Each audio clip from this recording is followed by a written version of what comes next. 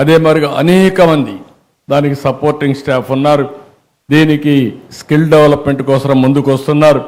నేను వారికే కాదు, ఈ రాష్ట్రంలో స్కిల్ డెవలప్మెంట్ చేయడానికి ఏ రంగంలో ముందుకొచ్చినా వారికి పూర్తిగా మద్దతుగా ఉండడానికి ఈ ప్రభుత్వం సిద్ధంగా ఉన్నామని చెప్పి కూడా నేను మీకు తెలియజేస్తున్నా.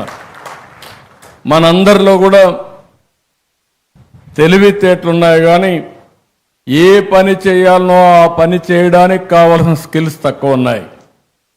ఎవ్రీ ఫీల్డ్ మనం గుర్తుపెట్టుకోవాల్సిన అవసరం ఉంది. ఈరోజు భారతదేశాన్ని మీరు ఒకసారి ఆలోచిస్తే ప్రపంచంలోనే ఒక అగ్రదేశంగా తయారయ్యే పరిస్థితి వస్తుంది. నేను అనేక సార్లు చెప్పడం కాదు, కానీ మీరందరూ గుర్తుపెట్టుకోవాల్సిన అవసరం ఉంది.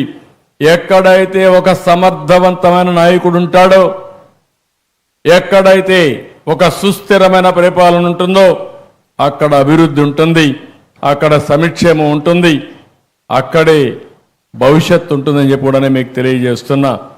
అలాంటి నాయకుడే కేంద్రంలో నరేంద్ర మోడీ అని చెప్పి కూడా మీ అందరికీ విజ్ఞప్తి చేస్తున్నా. ఈ విషయం మీరు గుర్తుపెట్టుకోవాల్సిన అవసరం ఉంది. మనం ఇక్కడుండే నాయకులమే కాదు, ప్రజల్లో కూడా ఒక చైతన్యాన్ని తీసుకురావాల్సిన అవసరం ఉంది. 2004లో కానీ తెలుగుదేశం ప్రభుత్వం మళ్ళీ గెలుచుంటే ఈరోజు ఈ ఆంధ్ర రాష్ట్రం ఎక్కడుండదో ఒక్కసారి బేరీ చేసుకోండి. 2019లో తెలుగుదేశం పార్టీ గెలుచుంటే ఈ ధ్వంసం జరిగి ఉండేదా ఒక్కసారి ఆలోచించుకోండి.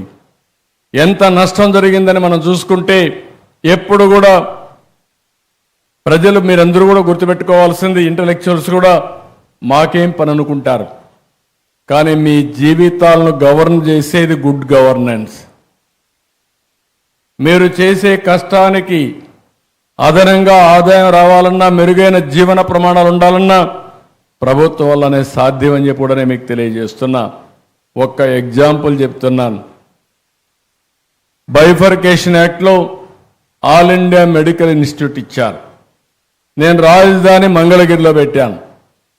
మంగళగిరిలో పెడితే ఆ రోజే 300 కోట్ల రూపాయలు విలువ చేసి 183 ఎకరాలు భూమి ఇచ్చాను. డీజీపీ ఆఫీస్ పక్కన బ్యూటిఫుల్గా కొండలు ఉంటాయి.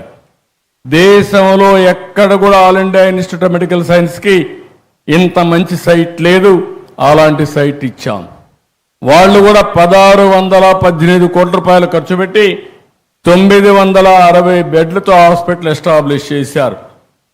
10 రూపాయలే ఓపీ.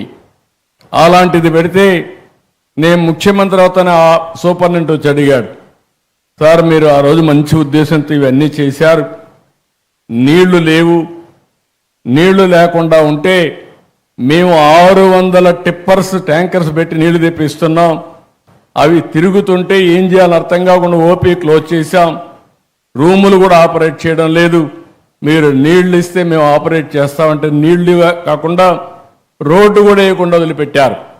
అంటే ఏ విధంగా ఉంటుందంటే కొన్ని లక్షల రూపాయలు పెట్టి మంచి ఆవును కొనుక్కొని పగ్గం లేకుండా ఆవును వదులుకున్నట్టు. అంటే మీరు గుర్తుపెట్టుకోవాల్సిన ఒక ఎగ్జాంపుల్ మాత్రం ఇది. పక్కన కృష్ణా నది, పక్కనే మీ డ్యామ్, కృష్ణా